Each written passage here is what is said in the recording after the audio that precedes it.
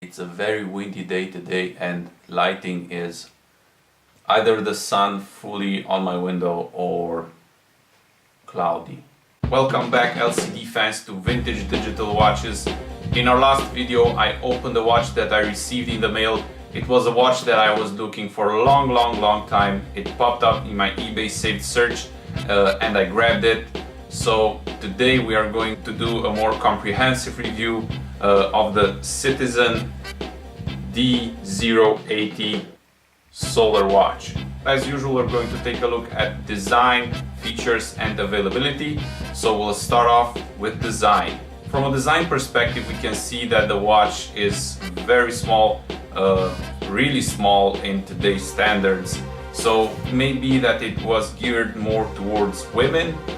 Although the color scheme, at least the color schemes that I've identified, don't really suggest it, as they all have black predominantly. It looks sporty, but it doesn't have any features that would make it useful when you're doing exercises, something like a chrono or I don't know, a counter that you can do, you can count exercises or something like that. The face is dominated by the solar panel. It has two buttons. One button is visible on the front. It is used to switch between time and date. The band is integrated in the body, which is a little bit of a downside because if you damage the band, you will have to change out the whole watch, as the band is part of the body of the watch. And actually, a thing that I found out while taking a look at the watch under a microscope, it is that it's sealed, or I don't know, let's call it encapsulated. This means that actually the back is fused to the watch. So if you want to change the battery inside, you would have to either take it to a specialized dealer or you would just have to buy a different watch. I tried to pry it open, but I could see that it wasn't giving way, so I decided to let it be and only try to open it when the power cell reaches its end of life, as it does actually have one of those rechargeable batteries. So I've identified two versions. One version has the blue insert in the band and a red button on the front. The other one has a red insert in the band and a yellow button on the front. Both of the versions, and this is very peculiar, are coded on the back D080, and then after the general code, Citizen usually gives another 6-digit code which separates the versions apart, but this one, for both versions that I've mentioned prior, the blue with the blue insert and with the red insert, they both have the exact same 6-digit code, 087488.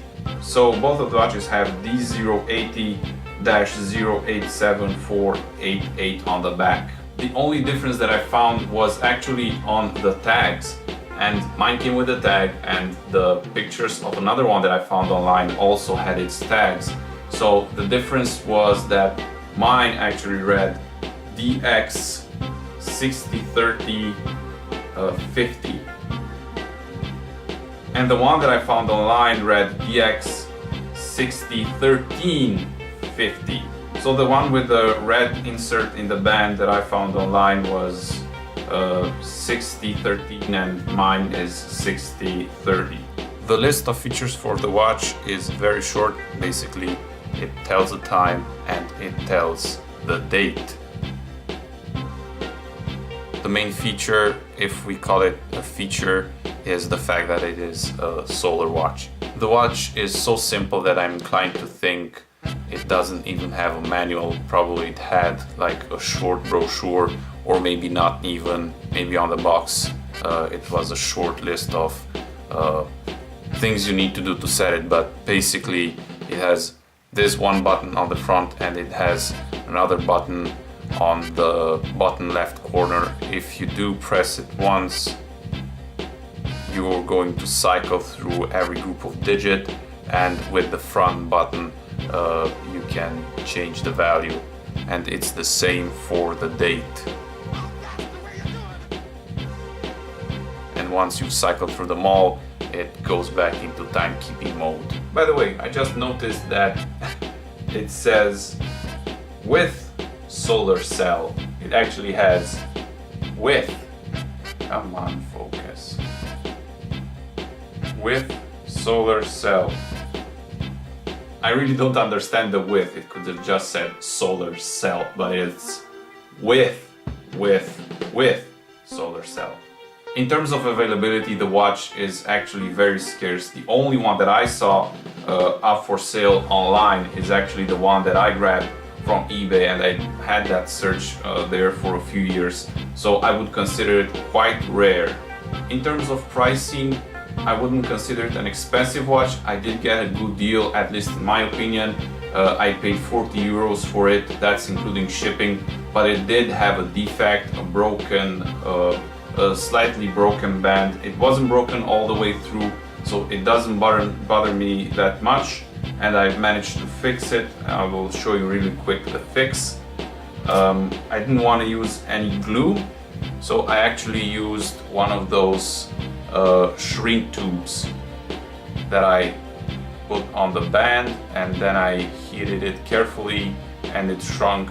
I'm not going to wear it just to preserve it, but I want it to be as intact as possible. Thanks for checking out this review. For next time, I am preparing a special video. We will be checking out what you need to look when searching for digital watches, what are the telltale signs of a watch that may be troublesome, what you need to ask the sellers, and essentially what is the process of inspecting a watch that you don't have in your hands, that you don't have access to make sure that you are buying something that you can add to your collection. I hope you will join my next video, and until next time, wear your geeky digital watches.